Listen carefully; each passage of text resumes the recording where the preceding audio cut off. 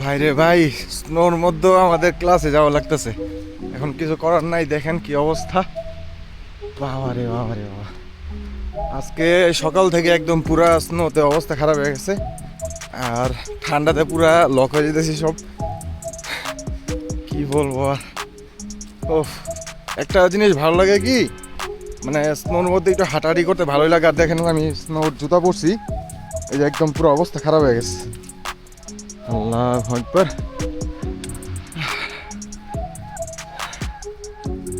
তো আমরা যারা বাংলাদেশে আছি তাদের কাছে স্নোটা একটু এনজয়েবল, কারণ হচ্ছে বাংলাদেশে তো এরকম পড়ে না।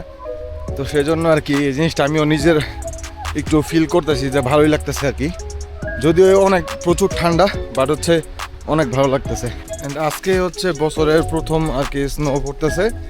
তো মানে আমি সকালে ঘুমাতে উঠে দেখি যে স্নো পড়তেছে, বাট হচ্ছে জাস্ট হচ্ছে আমি আমার যেই জ্যাকেটটা আছে সেটা জাস্ট হচ্ছে খুঁজে পেয়েছি, আমার কান টুপি বা হ্যান্ড গ্লাভস এগুলো পাইতেছি না। তো সেজন্য বাধ্য হয়ে আর কি জ্যাকেটটা নিয়ে আর কি বের হয়েছি। আর দেখেন কি অবস্থা, ঠান্ডা প্রচুর। স্নো যখন একটু কমে যাবে তখন ঠান্ডাটা আরও বেশি লেভেলের বাইরে যাবে। এখন স্নো পড়ার কারণে অতটা ঠান্ডা লাগতেছে না, বাট স্নোটা যখন অফ হয়ে যাবে তখন ঠান্ডাটা আসলে বেড়ে যাবে আর কি।